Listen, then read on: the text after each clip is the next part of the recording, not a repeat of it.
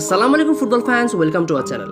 এবারের ইউরো শুরু হতে আর খুব একটা বেশি দেরি নেই, হাতে সবে 23 দিন সময় বাকি আছে। দল ঘোষণার কাজও চলছে।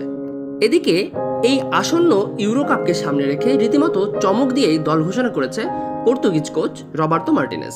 রোনালদো এবং পেপেকে রেখেই কিন্তু দল ঘোষণা করেছে পর্তুগিজ কোচ রবার্তো মার্টিনেজ। এবারের ইউরো কাপে পর্তুগাল পড়েছে এফ গ্রুপে, যেখানে এফ গ্রুপে পর্তুগালের প্রতিপক্ষ তুর্কি, চেক রিপাবলিক এবং জর্জিয়া। তুলনামূলক সহজ প্রতিপক্ষই পেয়েছে পর্তুগাল। ক্রিশ্চিয়ানো রোনালদোর পর্তুগাল তাদের প্রথম ম্যাচে মাঠে নামবে আগামী 19 জুন, তাদের প্রতিপক্ষ চেক রিপাবলিক। তাই চলুন এক নজরে দেখে নেওয়া যাক কারা সুযোগ পেয়েছে পর্তুগাল দলে এবং এবারের ইউরো কাপে কারা পর্তুগালের হয়ে মাঠে নামবেন। Goalkeepers: Diogo Costa, FC Porto; Jose Sa, Wolves; Rui Patricio, Ruma.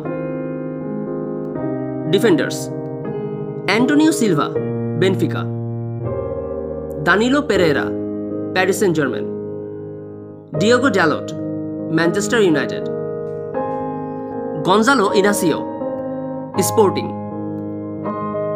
Joao Cancelo, Barcelona; Nelson Semedo, Wolves; Nuno Mendes, Paris Saint Germain; Pepe, FC Porto এবং Ruben Dias, Manchester city.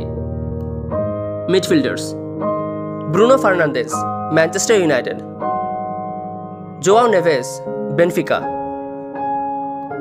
Joao Palhinha, Fulham; Otavio Monteiro, Al Nassr; Ruben Neves, Al Hilal এবং Vitinha, Paris Saint German.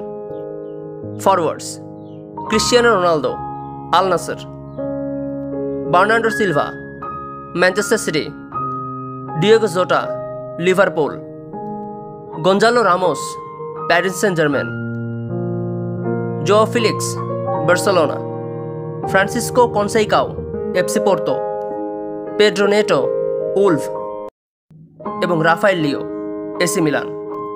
So guys, এই ছিল আসন্ন euro কাপকে সামনে রেখে Portugal দল। দলে রয়েছেন পর্তুগালের প্রাণ ক্রিশ্চিয়ানো রোনালদো।